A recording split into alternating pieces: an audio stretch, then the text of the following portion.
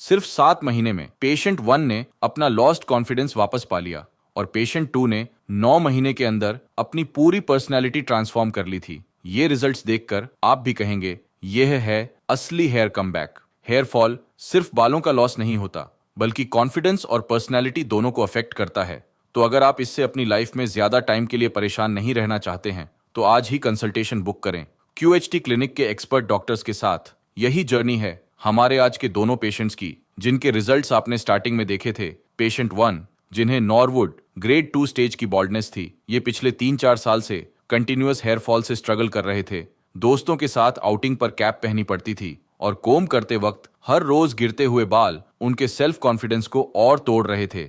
दूसरी तरफ पेशेंट 2 एक क्रिएटर, एडिटर और पैशनेट राइडर, जिन्हें कैमरा के सामने कॉन्फिडेंट फील करना एक टाइम पर मुश्किल लगने लगा था, क्योंकि डिफ्यूज ग्रेड 3A बॉल्डनेस ने उनकी अपीयरेंस और पर्सनैलिटी दोनों को इम्पैक्ट किया था। आज की इस वीडियो में हम दोनों पेशेंट्स की कंप्लीट हेयर ट्रांसप्लांट जर्नी आपके साथ शेयर करेंगे, उनके इनिशियल हेयर फॉल कंडीशन से लेकर पोस्ट सर्जरी ग्रोथ तक, और जानेंगे पेशेंट 1 का 5 मंथ ट्रांसफॉर्मेशन एक्सपीरियंस और पेशेंट 2 का 9 महीने का एक्सपीरियंस। तो वीडियो के एंड तक जरूर बने रहिए, क्योंकि आज की इस वीडियो से आपके काफी सारे मिथ्स क्लियर हो जाएंगे और आपको इंस्पायर करेंगे अपना नेक्स्ट कॉन्फिडेंट स्टेप लेने के लिए। पहले डिटेल में जानते हैं दोनों पेशेंट्स की स्कैल्प कंडीशन के बारे में। पेशेंट 1 जिन्हें नॉरवुड ग्रेड 2 स्टेज की बॉल्डनेस थी, इसमें इनकी हेयरलाइन एम शेप में रिसीड होना स्टार्ट हो चुकी थी और 3-4 साल में साइड से काफी पीछे चली गई थी, जिस वजह से फ्रंटल एरिया साइड से कंप्लीटली बेल्ड नजर आ रहा था। फ्रंट से भी हेयरलाइन की पोजीशन शिफ्ट हो गई थी,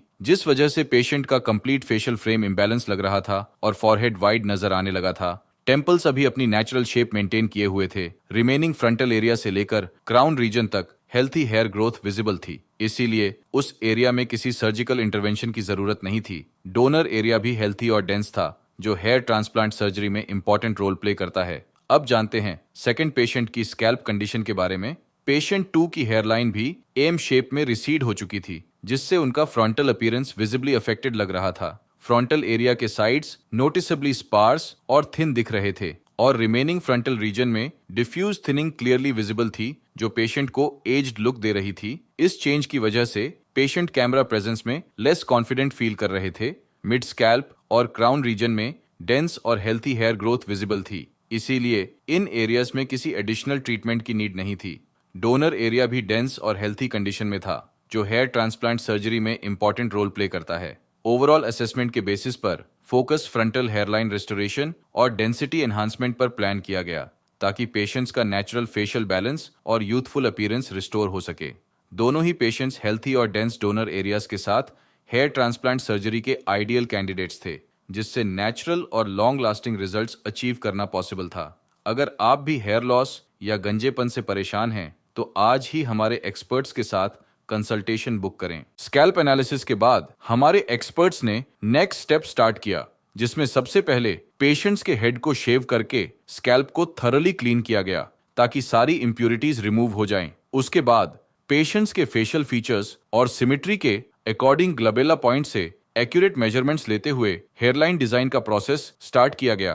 पेशेंट 1 के फेशियल प्रोपोर्शंस के अकॉर्डिंग हेयरलाइन को थोड़ा फ्रंट साइड की तरफ एडवांस किया गया, जिससे फॉरहेड प्रोपोर्शनली बैलेंस्ड और लेस वाइड लगे। हेयरलाइन के साथ टेम्पोरल एंगल्स को प्रिसाइसली मार्क करते हुए अफेक्टेड फ्रंटल एरिया को भी कंप्लीटली आउटलाइन किया गया, क्योंकि रिमेनिंग स्कैल्प हेल्थी था। उस पोर्शन में मार्किंग्स की नीड नहीं थी। पेशेंट 2 के लिए भी उनके फेशियल फ्रेम और नेचुरल कॉन्टूर के according perfectly balanced hairline design करी गई, जिससे उनका यूथफुल और कॉन्फिडेंट लुक रिस्टोर हो सके। हेयरलाइन के साथ अफेक्टेड फ्रंटल जोन को भी केयरफुली आउटलाइन किया गया। ये मार्किंग सर्जरी के दौरान एक रोड मैप की तरह काम करती हैं, जो एक्सपर्ट्स को प्रोसीजर के हर स्टेप में क्लियर गाइडेंस और प्रेसिजन प्रोवाइड करती हैं। हेयरलाइन डिजाइन फाइनलाइज होने के बाद पेशेंट की सर्जरी स्टार्ट हुई, जिसमें सबसे पहले स्कैल्प को स्टेरिलाइज करके एनेस्थीसिया इंजेक्ट किया, ताकि प्रोसीजर कंप्लीटली पेनलेस रहे। एनेस्थीसिया इंजेक्ट करने के बाद हमारे एक्सपर्ट्स ने पेशेंट के अफेक्टेड एरिया में नेचुरल ग्रोथ डायरेक्शन के अकॉर्डिंग स्लिट्स क्रिएट करी थी, जिसके बाद QHT टेक्निक को फॉलो करते हुए सिमल्टेनियसली एक्सट्रैक्शन और इम्प्लांटेशन परफॉर्म किया गया। पेशेंट 1 के स्कैल्प पर हेयरलाइन जोन में सिंगल और थिन हेयर फॉलिकल्स इम्प्लांट किए गए थे, ताकि नेचुरल लुक क्रिएट हो फ्रंटल एरिया में डेंसिटी ऐड करने के लिए डबल और ट्रिपल हेयर फॉलिकल्स इम्प्लांट किए गए थे, जिससे फुलर लुक क्रिएट होगा। इस केस में टोटल 2510 फॉलिकल्स इम्प्लांट किए गए थे, जिन्हें पेशेंट के सेफ डोनर जोन से प्रिसाइसली एक्सट्रैक्ट किया गया था। पेशेंट 2 के लिए भी सेम अप्रोच के अकॉर्डिंग हेयरलाइन जोन में सिंगल और थिन हेयर फॉलिकल्स इम्प्लांट किए गए थे, जिससे एक सॉफ्ट अपीयरेंस क्रिएट हो। फ्रंटल एरिया में वॉल्यूम और डेंसिटी ऐड करने के लिए डबल और ट्रिपल हेयर फॉलिकल्स इम्प्लांट किए गए थे। प्रोसीजर में पेशेंट के कंप्लीट फ्रंटल एरिया को कवर किया गया था, जिससे पेशेंट को इवन कवरेज मिले। इस केस में टोटल 2600 फॉलिकल्स इम्प्लांट किए गए थे, जिन्हें पेशेंट के सेफ डोनर जोन से एक्सट्रैक्ट किया गया था। अगर आप प्रोसीजर के बारे में और डिटेल में जानना चाहते हैं तो कमेंट करें हेयर ट्रांसप्लांट। हेयर ट्रांसप्लांट के 1 महीने बाद दोनों पेशेंट्स ने अपने पहले फॉलोअप के लिए क्लिनिक विजिट किया था। इस विजिट का मेन पर्पस था स्कैल्प की हीलिंग प्रोग्रेस और ट्रांसप्लांटेड ग्राफ्ट्स के रिस्पॉन्स को क्लोजली इवेल्युएट करना। पेशेंट 1 के स्कैल्प पर अप्रोक्सीमेटली 70% शेडिंग ऑब्जर्व की गई थी, जो हेयर ट्रांसप्लांट के इनिशियल फेज में कंप्लीटली नॉर्मल है। ये शेडिंग एक हेल्थी साइन है, क्योंकि इस स्टेज पर फॉलिकल्स रेस्टिंग फेज में जाते हैं, ताकि नेक्स्ट साइकिल में स्ट्रॉन्गर रीग्रोथ स्टार्ट हो सके। पेशेंट के नेटिव हेयर फॉलिकल्स अपने नेचुरल पेस पर ग्रो कर रहे थे और डोनर एरिया कंप्लीटली हील हो चुका था। वहां कोई विजिबल स्कारिंग या रेडनेस प्रेजेंट नहीं थी। पेशेंट 2 के केस में अराउंड 80% शेडिंग विजिबल थी, लेकिन स्कैल्प पर नेटिव हेयर ग्रोथ यूनिफॉर्म और इवनली डिस्ट्रीब्यूटेड कवरेज क्रिएट कर रही थी, जिससे ओवरऑल अपीयरेंस मेंटेन्ड लग रही थी। डोनर एरिया भी इस स्टेज तक अनडिटेक्टेबली हील हो चुका था, indicating healthy post operative recovery. इस विजिट पर दोनों पेशेंट्स ने अपनी first PRP platelet rich plasma therapy ली, जो फॉलिकल्स को स्टिमुलेट करके ब्लड सर्कुलेशन इंप्रूव करती है और न्यू हेयर ग्रोथ को एक्सेलरेट करती है। ये स्टेप अर्ली रिकवरी और लॉन्ग टर्म डेंसिटी इंप्रूवमेंट के लिए क्रूशियल होता है। इसके बाद दोनों पेशेंट्स ने नेक्स्ट फॉलोअप के लिए क्लिनिक विजिट किया था, जिसमें पेशेंट 1 ने अपना एक्सपीरियंस भी हमारे साथ शेयर किया। तो चलिए पहले जानते हैं कि उनकी 5 महीने की यह जर्नी कैसी रही। हेलो गाइस, मेरा नाम परवेज आलम है और मेरी एज 30 ईयर्स है। जैसा आपने पहले मेरे वीडियो देखी थी, मैं यहाँ अपना ट्रांसप्लांट कराना आया था और यहाँ आज मुझे 5 मंथ हो चुके हैं हेयर ट्रांसप्लांट कंप्लीट हुए हुए और मैं अपनी सेकंड पीआरपी के लिए यहाँ आज आया हूँ। तो मेरे यहाँ 2500 ग्राफ्स लगे हैं। यहाँ हेयर लाइन से लेके यहाँ मिड तक सब आगे सब हेयर लाइन बनी है अच्छी तरीके से और यहाँ मेरे 2500 ग्राफ्स कंप्लीट लगे थे।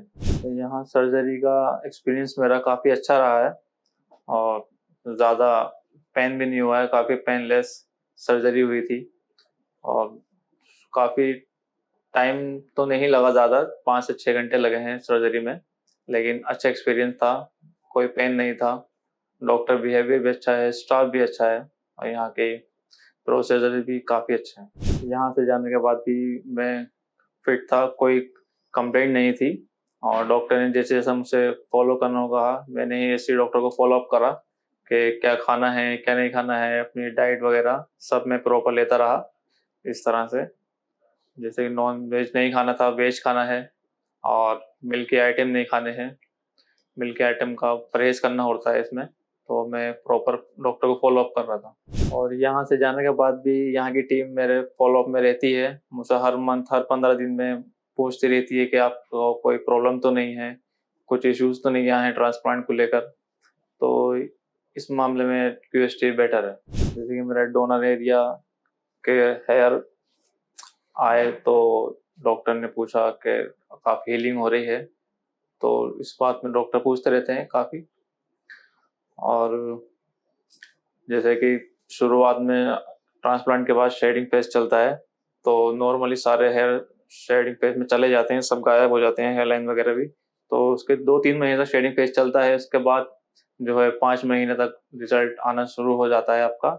जैसे मुझे 5 मंथ कंप्लीट हो चुके हैं तो मेरा रिजल्ट काफ़ी अच्छा आया है और आप देख सकते हैं कि ये सब नेचुरल बाल है। मेरी हेयर लाइन भी अच्छी बनी है और मेरे काफ़ी नेचुरल बाल आए हैं, जैसे पीछे के बाल थे वैसे ही आगे के आए हैं। तो जब मैं मिरर में देखता हूँ अपना आप को तो मुझे काफ़ी अच्छी फीलिंग्स आती है कि अब मैं कैप वगैरह नहीं लगाता, तो मैं फुल कॉन्फिडेंस से फंक्शन वगैरह अटेंड करता हूँ। जैसे कि मेरी हेयर लाइन बनी हुई है अच्छी काफ़ी और काफ़ी रिजल्ट भी अच्छा आया है। जैसे कि मैं पहले कहीं जाता था, फंक्शन अटेंड करता था तो कैप वगैरह लगा के जाता था, काफ़ी लो कॉन्फिडेंट फील होता था। और अब 5 महीने बाद जो मैंने अपना ट्रांसप्लांट कराया है, जो रिज़ल्ट आया है उससे मैं काफ़ी सैटिस्फाई हूँ और अच्छा फ़ील होता है। और मैं कहीं अटेंड करता हूँ फंक्शन वगैरह तो मैं कैप वियर नहीं करता, इसलिए मुझे काफ़ी अच्छा फ़ील होता है। और जैसे मैं मिरर में देखता था पहले तो काफ़ी लो कॉन्फिडेंट फ़ील होता था, अब देखता हूँ तो मुझे अच्छा फ़ील होता है। जैसे कि लोग पहले मुझे कहते थे कि तेरे काफ़ी बाल जो है जा रहे हैं, झड़ रहे हैं, हेयरलाइन पीछे जा रही है। अब वही लोग देख के कहते हैं कि ट्रांसप्लांट अच्छा हुआ है, अच्छा रिज़ल्ट आ रहा है। तो इंसान को ये ट्रांसप्लांट कराना चाहिए। अगर नेचुरल बाल पीछे जाते हैं, लोगों के झड़ते हैं तो ट्रांसप्लांट कराना चाहिए। ये क्यूएसटी जो है अच्छी जगह है ट्रांसप्लांट कराने की।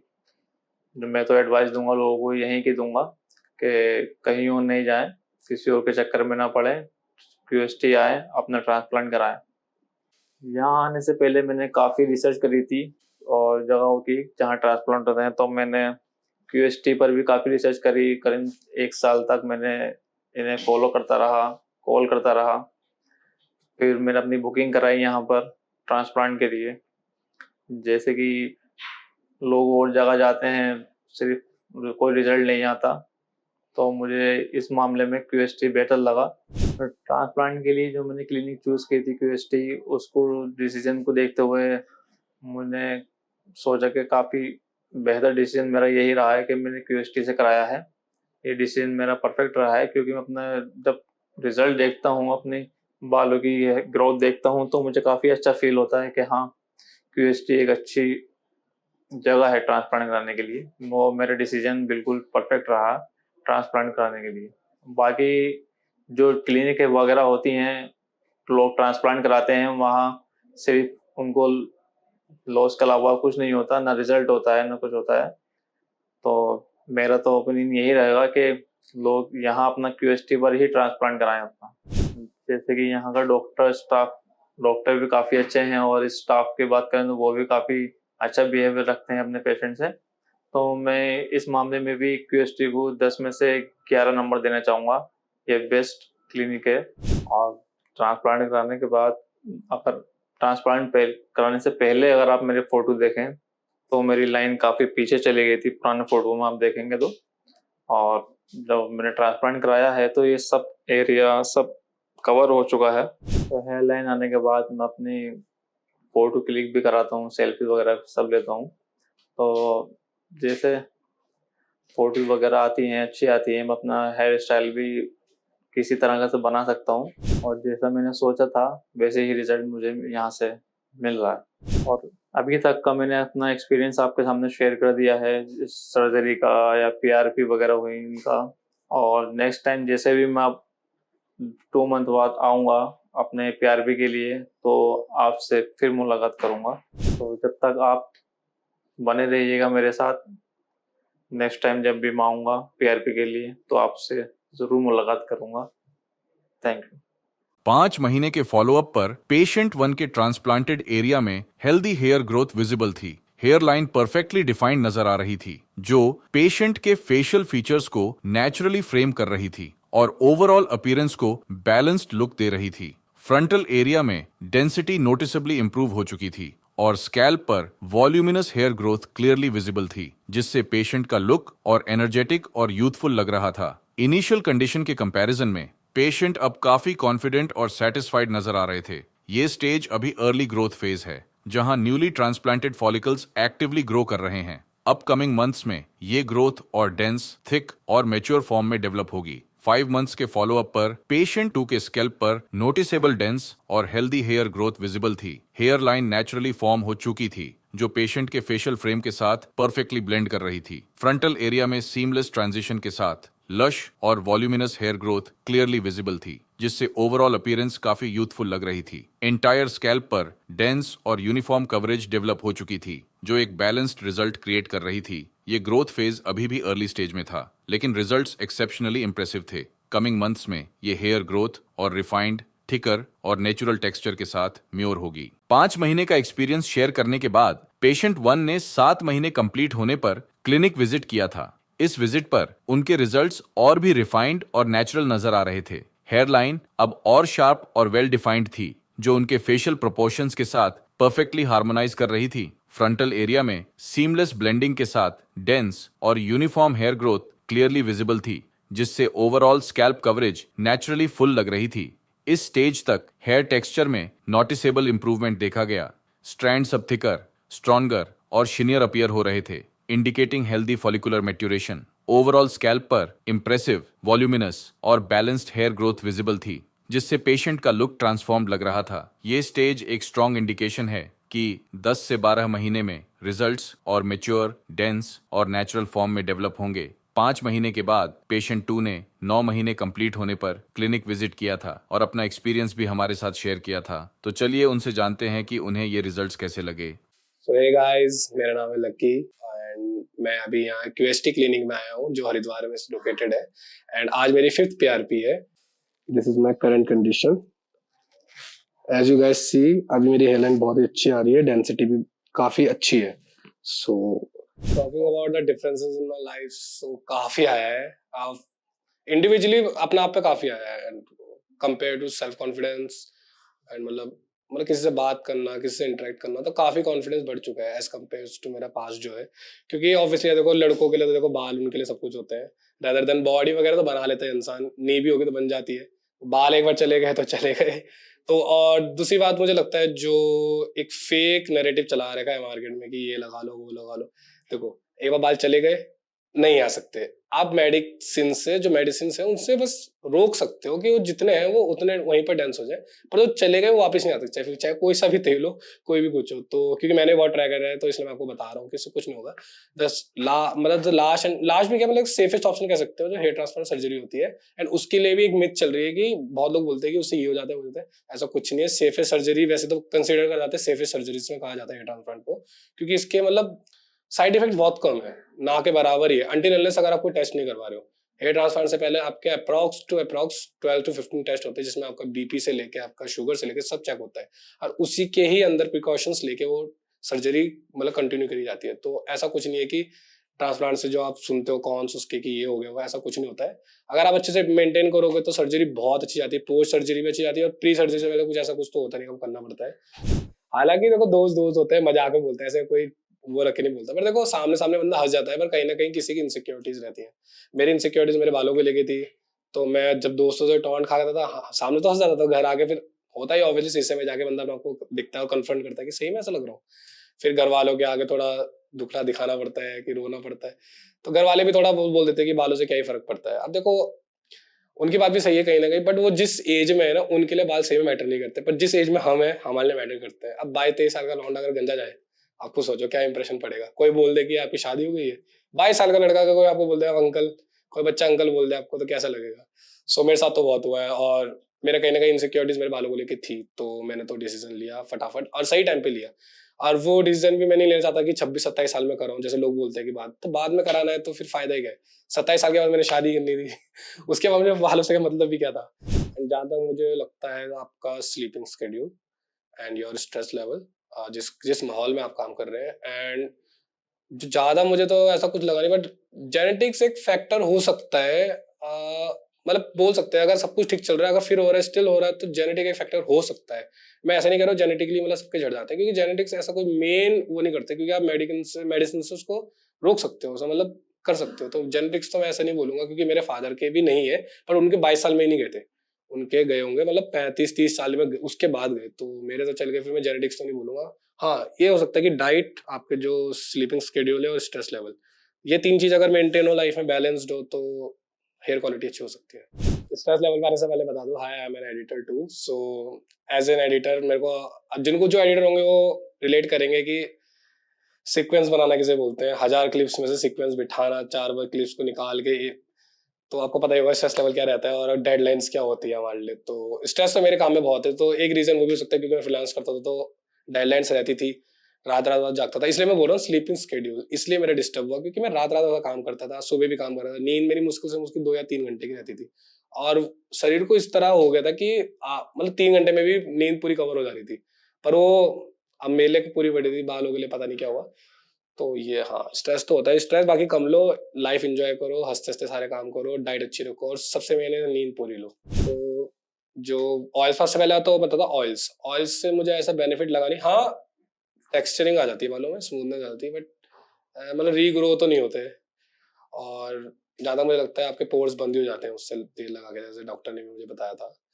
और दूसरी चीज़ मैंने ट्राई करी, मुल्तानी मिट्टी भी ट्राई करी है मैंने बालों पे, नींबू लगाना फॉर डैंड्रफ। और क्या क्या होता है, आंवला पाउडर आई गेस, आंवला पाउडर भी खाया है मैंने उसके लिए। हाँ बट किसी से मैं ये नहीं बोलूंगा सर पता पड़ा भी हो, बट मेरे को नहीं देखा, क्योंकि अब देखो ये भी मैं एक फैक्टर ये भी हो सकता है कि उसे कंटिन्यू करना पड़ता है, 4 5 6 महीने मिनिमम करना पड़ता है। और इतना टाइम मेरे पे था नहीं, क्योंकि 6 महीने में तो मेरे पूरे बाल चल जाते हैं। तो मैंने ट्राई भी करा हुआ, तो 3 महीने मैंने एक तेल लगाया था, उससे बस बाल रुके थे, मतलब मैं ये नहीं बोलता रीग्रो हुए थे। मैंने 3 महीने एक तेल लगाया था, वही लगाया था, मतलब उससे बाल रुके थे, मतलब ऐसे नहीं बोलूंगा रीग्रो हुए थे, बट ठीक हो गए थे, टेक्सचरिंग सही हो गई थी बालों में, थोड़ी डेंसिटी मुझे लगा कि थोड़ा हो गई, बट ऐसा कोई खास इफेक्ट नहीं था कि मैं मतलब टेंशन फ्री हो जाऊं। तो होम रेमेडीज और ये तो कोई फायदा नहीं। हाँ मेडिसिन लेने से अच्छा मैंने प्रेफर करा कि सर्जरी करा लेता अगर मेडिसिन खानी है, क्योंकि डॉक्टर ने मेरे को बोल दिया था अगर आप मेडिसिन लोगे तो minimum to minimum you have to wait for 2 years को आपको बाल को ठीक करने में। वो भी उन्होंने रीग्रो नहीं बोला, ये बोले जितने आपके बाल है उतने वहीं पर जम जाएंगे। सो तभी मैंने बोला 2 साल मेडिसिन खाने से अच्छा कि उतने में तो मैं सर्जरी करा लूंगा। मन हाँ ये तो है, क्योंकि मन क्योंकि बिना देखे तो बंदा करता नहीं है, क्योंकि मैं भी एक नॉर्मल बंदा ही हूँ, तो मैंने भी जब सुनता था तो हेयर ट्रांसप्लांट मुझे सेफेस्ट मतलब ऑप्शन ही लगता था। अनटिल अनलेस एक बंदा है हमारे ग्रुप में, उसका नाम भी लकी है, जैसे मैं हूँ उसका नाम भी लकी है, लक्की भाई रानी पोखरी का है। तो उसने मेरे को यहाँ का रेफर भी दिया, और उसके ही पहले वो मेरे सामने आया, वो बैठा एक दिन, क्या हुआ हम राइड करके आए, मैं पहले बाइक राइडिंग करता था, तो हम बैठे कैफे में, तो वो बैठा। अब देखो एज एन पर्सन जिसके बाल नहीं है, सामने कोई बंदा आएगा तो जिसको जिस चीज से इनसिक्योरिटी रहती है बंदा वही नोटिस करता है। तो मेरी नजर हमेशा जब मैं किसी से मेरे बालों पे जाती थी, उसकी हेयरलाइन प्रॉपर परफेक्ट थी, पर इतनी परफेक्ट थी मैंने कहा भाई बाल होते ऐसे हो, मतलब प्रॉपर एक हेयरलाइन। अब बंदा होगा आई गेस 26 27 साल का होगा, तो मैंने कहा इतनी उम्र में बंदे की हेयरलाइन बिल्कुल सेट है, मतलब वी शेप बन जाता है, वो भी नहीं नॉर्मल अच्छी लग रही। तो मैंने कहा भाई तुम क्या लगाते हो बालों में? तो उसने पहले उसे लगा कि मुझे पता है मैं ऐसे एक्टिंग कर रहा हूँ, उसने तेरे को पता नहीं लगा? मैंने नहीं। तो उसने ऐसे बालों पर गया, नहीं मैंने हेयर ट्रांसप्लांट करेगा, और मैं शॉक। अब जिस बंदे को अभी कभी बोलते नहीं भूख लग रही है, उसे खाना मिल जाए दुनिया भर का, एक आशा मिल जाए कि पानी दिख रहा है मुझे कुछ, तो मैंने उससे बहुत कंसर्न में बहुत पीछे पड़ गया, मुझे पता भाई कैसे होता है, क्या सीन है, क्या होता है, नहीं कुछ नहीं होता। उसने कहा सब बताया उसने कि ऐसा कुछ नहीं होता, तो लोग बताते हैं बस तू अपना मेंटेन कर, अपनी डाइट फॉलो कर, बाकी तेरे को कुछ बीमारी हो पहले बता दो, या टेस्ट करवा लो, मेडिसिन के अंदर जो भी करना है करो। तो उसने मेरे को गाइड करा उस चीज को लेके वो, और उसने भी अपनी मुझे बैक स्टोरी बताई कि भाई मैं तो तेरे से ज्यादा कंसर्न रहता था, मैंने दिन रात उसके लिए पढ़ा है, गूगल से निकाल निकाल के कि क्या होता है कैसे नहीं होता, सब कुछ पढ़ा है, उसके बाद मैंने वो ट्राई करा। और उसको आई गेस जब मैं उससे मिला तो उसको ऑलरेडी 5 साल हो चुके थे ट्रांसप्लांट को। अब उसको मतलब जब मैंने उससे पूछा था, उसके मैंने 1 1.5 साल बाद ट्रांसप्लांट कराया था, तो अब उसको बहुत टाइम हो गया। उसका इनफैक्ट एक छोटी सी बेबी भी है, और अभी तक उसके बाल बहुत अच्छे हैं। तो उसने मेरे को रेफर करा, and thanks to lucky bro मेरे को सजेस्ट करने के लिए और कॉन्फिडेंस वापस लाने के लिए लाइफ में। तो हाँ रेफर तो मैंने देखा था, वरना शायद मैं भी उनमें से ही होता कि कुछ हो जाए। तो इसलिए हम ये वीडियो भी रिकॉर्ड कर रहे हैं कि आप लोगों को एक वो रहेगी, सेफेस्ट सर्जरी है। मतलब कि जब वो इंजेक्ट करते हैं कि बहुत पेन होता होगा मेरे को भी लगा था, बस सही बताऊं मेरी पूरी सर्जरी नींद में गई, मुझे खुद ही नहीं पता, होश में था मैं। आई गेस वो एनेस्थीसिया देते क्या देते, थोड़ा ड्रग टाइप का रहता है जिससे मतलब इल्यूजन में रहता है बंदा, इल्यूजन में टाइप का, आपको होश रहता है, सब कुछ पता है क्या हो रहा है, पर कुछ मतलब स्ट्रेस फ्री रहता है बंदा उसमें। आप समझ में आया बंदे नशे क्यों करते हैं। Back to the point. तो सर्जरी चल रही थी तब, तो मुझे पहले लगा कि भाई बहुत पेन होने वाला होगा। मेरे हिसाब से 3 इंजेक्शन लगे, एक इधर एक इधर एक इधर, उसमें थोड़ा सा दर्द हुआ जब वो सुन करने लगा, उसके बाद तो भाई मुझे पता ही नहीं चला सर्जरी कब निकल गई। सर्जरी होने के बाद लोगों को जब लाल दिखता है लगता है कितना पेन होता है, कुछ भी पेन नहीं होता। अगले दिन मेरा वॉश था, आराम से उन्होंने ऐसे रगड़ा हो पीछे से, कुछ पेन नहीं हुआ, जरा सा भी पेन नहीं हुआ। तो सर्जरी में तो ना प्री प्री में तो क्या सर्जरी होती नहीं, पोस्ट के बाद भी दर्द नहीं होता और सर्जरी के टाइम पे भी दर्द नहीं होता। तो ये तो मिथ है कि दर्द होता है। दर्द तो मैं बता रहा, अगर 100% दर्द होगा ना, तो 2% भी दर्द नहीं होता, सही बता रहा हूँ। बस जब तक वो सुई चुभती है तो थोड़ा चुभन वैसी होती है, होती नहीं नॉर्मल सा सुन करने के लिए जो होता है वो उतना ही होता है, उसके बाद तो कोई पेन ही नहीं है उसमें, पोस्ट में भी नहीं है, प्री में भी नहीं है, और सर्जरी में भी नहीं है। देखो as compare to 10 years back, उस टाइम आप बोल सकते हो कि ये प्रॉब्लम हो जाए, इन्फेक्शन हो जाए, ये हो जाए, अब बहुत एडवांस आ चुकी है मशीन में, और क्यूएसटी में तो ऑलरेडी बहुत एडवांस चल रहा है। क्योंकि पहले तो आपको कंसर्निंग है, सब कुछ आपके क्लियर डाउट्स करते हैं, उसके बाद मशीनें टेक्नोलॉजी सारी बाहर की है, हाई टेक है, और सारे डॉक्टर्स करते हैं पहली बात तो। आप जैसे देखा होगा फिजिशियन जो रहते हैं वो नहीं करते, डॉक्टर्स करते हैं प्रॉपर सर्जरी, तो इसलिए उनकी गाइडेंस में होता है सही होता है। तो ऐसा तो कुछ है नहीं। और मेमोरी लॉस वाला तो आई गेस गजनी ने भी कराई हो। और मतलब पहाड़ वाली जगह तो मैं सारा अपना उत्तराखंड के जितने गढ़वाल हुए सब घूम के आया चुका। मतलब ग्रुप में जाते थे तो हम लगातार चलते थे, मतलब ऐसे रुक के वाला था नहीं था कि जैसे लद्दाख चले गए, इतना भी नहीं था क्योंकि पैसे भी चाहिए होते हैं ऑब्वियसली उसके लिए। तो उस टाइम जॉब तो करते नहीं, तो जितना हमारा टूर लगता था, जितने हो जाता था, हम ग्रुप निकलता था पूरा, जैसे हमारे जॉली ग्रांड का जितना ग्रुप था वो सब निकलता था एक साथ लाइन वाइज। तो मतलब लगातार चलती थी, तो जैसे 7 8 10 10 घंटे की राइड हमने लगातार मारी है, तो जिसमें हालत खराब हो जाती थी। आजकल वैसे ब्लॉगिंग का, उस टाइम मोटो ब्लॉगिंग चल रही थी, तो वो चीज हाँ मैं यूट्यूब भी पहले करता था। अब तो पहले मैंने फिर ओमेगल वीडियोस भी बनाई है। ओमेगल वीडियोस क्या, ओमेगल बंद हो गया, फिर मेरा बिजनेस फिर ठप हो गया। पहले मोटो ब्लॉगिंग कर रहा था, वो बंद हो गई, फिर ओमेगल वो बंद हो गया। देखो एज एन बाइकर तो बंदे गाड़ी चेंज भी करते हैं, और कुछ बंदे जो पीछे बैठ के आते हैं, मैं भी था उनमें से, कभी पीछे बैठ के आते तो गाड़ी मांगते हैं, तो फिर हेलमेट जो दूसरों का चेंज होता है सारा, किसी का स्वेटिंग, किसी के इसमें आता है, तो आधा एयरफॉल का रीजन वो भी हो सकता है। जैसे जिसके अगर वीक हेयर्स है, थिन हेयर्स है, तो उनको मैं तो सजेस्ट ही करूंगा ना करो, या तो पैड रख लो कुछ हैंगी कवर जो आते हैं वो रखो।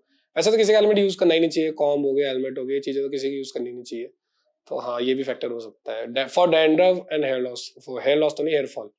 10 12 घंटे के हिसाब से जो हेलमेट लगा रहता है, तो उसमें ना फिर एयर वेंटिलेशन भी खत्म हो जाता है ना बालों के बीच में, तो थोड़े बाल वैसे होने जाते हैं वो स्टिकी से, तो सेटिंग के बीच में। हाँ तो टूटते तो है बाल उसमें, बहुत टूटते, मेरे भी टूटे हैं काफी। As an editor, as an Instagrammer, as an person, confidence वैसे नहीं घटा था कि हाँ किसी से बात नहीं कर पा रहा हूँ मैं, झिझक हो गई थी।